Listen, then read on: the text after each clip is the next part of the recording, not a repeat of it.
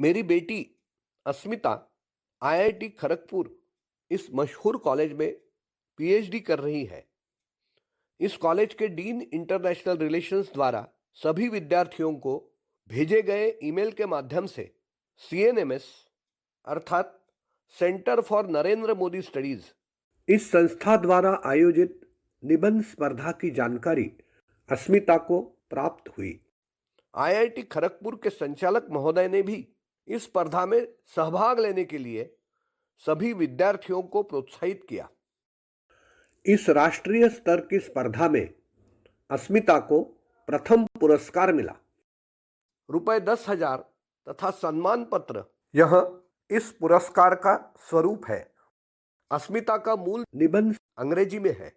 यह पुरस्कार प्राप्त निबंध का हिंदी भाषांतर तथा अभिवाचन वृषाली देशपांडे द्वारा मिलिंद रहाटगावकर मला जे जे भावते ते सर्व इस यूट्यूब चैनल से प्रस्तुत हो रहा है।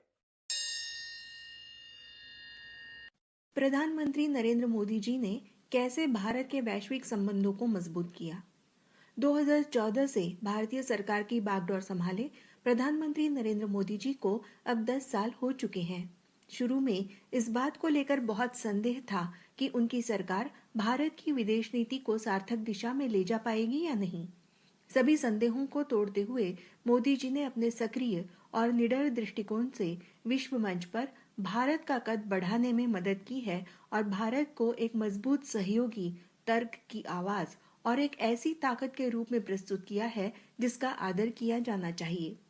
वैश्विक परिदृश्य में भारत की प्रमुख भूमिका को मजबूत करने के लिए मोदी जी का दृष्टिकोण विशुद्ध व्यावहारिकता से प्रेरित है। उनके प्रयास रणनीतिक साझेदारी बनाने, रचनात्मक क्षेत्रीय कूटनीति में संलग्न होने, हमारे आर्थिक हितों को आगे बढ़ाने और भारतीय संस्कृति को बढ़ावा देने पर केंद्रित हैं।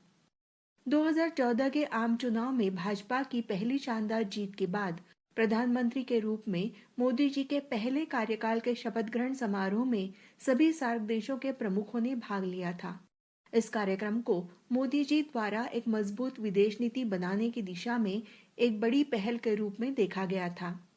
मोदी सरकार ने लुक ईस्ट पॉलिसी को पुनर्जीवित किया है, जो एक्ट ईस्ट पॉलिसी के रूप में अपने वर्तमान स्वरूप में सामने आई है।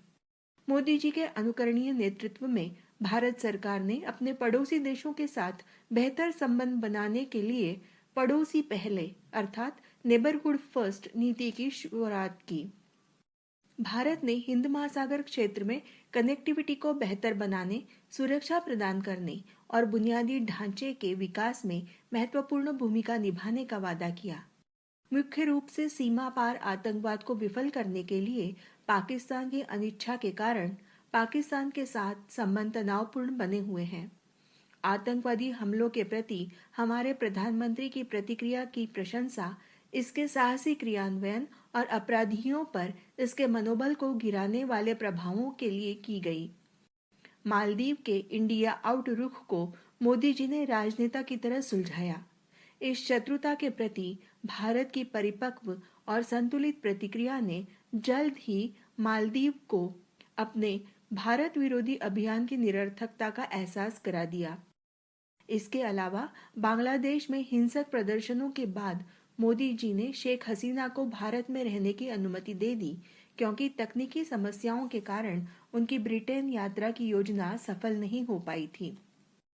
यूक्रेन युद्ध के बाद रूस से दूरी न बनाकर पश्चिमी देशों के भारी दबाव को झेलते हुए भारत ने अपनी रणनीतिक स्वायत्तता का दृढ़ता से प्रदर्शन किया है।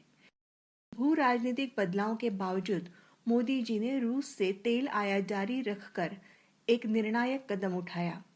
रूस पर भारी प्रतिबंधों को देखते हुए भारत ने रूस के साथ व्यापार लेन देन रुपए में चुकता किया, जिससे अमेरिकी डॉलर को पूरी तरह दरकिनार कर दिया गया और व्यापार को सुगम बनाया गया।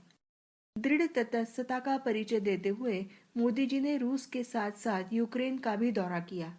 पश्चिमी देशों ने भारत के निरंतर मानवीय समर्थन और रचनात्मक संवाद के लिए मोदी जी की प्रशंसा की। मोदी जी ने 3 अमेरिकी राष्ट्रपतियों से मुलाकात की है और उनके पारस्परिक संबंध लगातार बेहतर होते जा रहे हैं। विदेश यात्राओं पर मोदी जी ने भारतीय प्रवासियों से बातचीत की और मेजबान देशों के साथ संबंधों को मजबूत करने में उनकी भूमिका और आधुनिक दुनिया में भारत के बढ़ते प्रभाव में उनकी भागीदारी को मान्यता दी। इजरायल की अपनी यात्रा के दौरान यहूदी राष्ट्र के प्रति मोदी जी की गर्मजोशी का इजरायली पंतप्रधान ने भी उत्साहपूर्वक जवाब दिया। इस यात्रा के साथ मोदी जी ने न केवल इजरायल के साथ साझेदारी को मंडराती छाया से बाहर निकाला, बल्कि सैन्य और साइबर सुरक्षा सहयोग को भी गहरा किया। मोदी जी ने खाड़ी देशों के साथ व्यक्तिगत कूटनीति में भी भारी निवेश किया है, ताकि पूंजी निवेश आकर्षित किया जा सके। मध्य पूर्व में भारतीय नागरिकों के लिए बेहतर सुरक्षा की मांग की जा सके और तेल आपूर्ति सहजता से हो सके। मोदी जी ने वैश्विक मंचों पर make in India, digital India और स्टार्टअप इंडिया जैसी पहलों को बढ़ावा दिया, जिससे भारत में प्रत्यक्ष विदेशी निवेश को बढ़ावा मिला। अंतर्राष्ट्रीय सौर गठबंधन में भारत का नेतृत्व अक्षय ऊर्जा क्षेत्र में हमारे देश को वैश्विक नेता के रूप में स्थापित करने के मोदी जी के प्रयासों का एक उत्कृष्ट उदाहरण है। भारत को आत्मनिर्भर बनाने के प्रयास में मोदी जी ने सेमीकंडक्टर उद्योग पर चीनी प्रभाव को कम करने के लिए स्वदेशी सेमीकंडक्टर पारिस्थितिकी तंत्र के विकास को सुविधाजनक बनाया। G20 प्रेसिडेंसी की उल्लेखनीय सफलता तार्किक और वास्तविक रूप से मोदी जी के असाधारण नेतृत्व के कारण है। कोई आश्चर्य नहीं कि भारत के वैश्विक दक्षिण की आवाज के रूप में अपनी भूमिका की पुष्टि की है। मोदी जी की सतर्क निगाहों के तहत भारत अफ्रीका संबंधों को जबरदस्त बढ़ावा मिला है।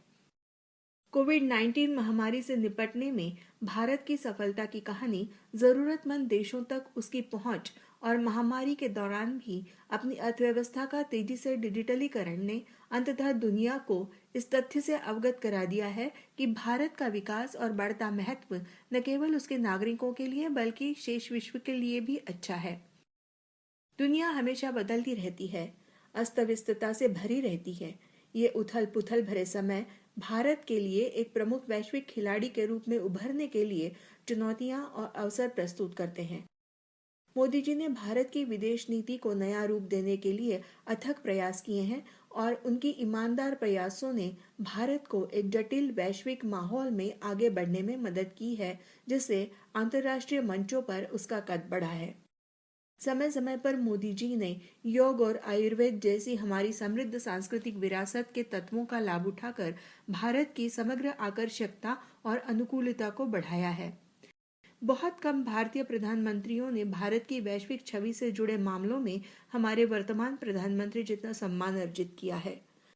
प्रधानमंत्री मोदी जी के नेतृत्व में भारत आशा और आत्मविश्वास का संचार करेगा और निश्चित रूप से समृद्धि के शिखर तक पहुंचेगा।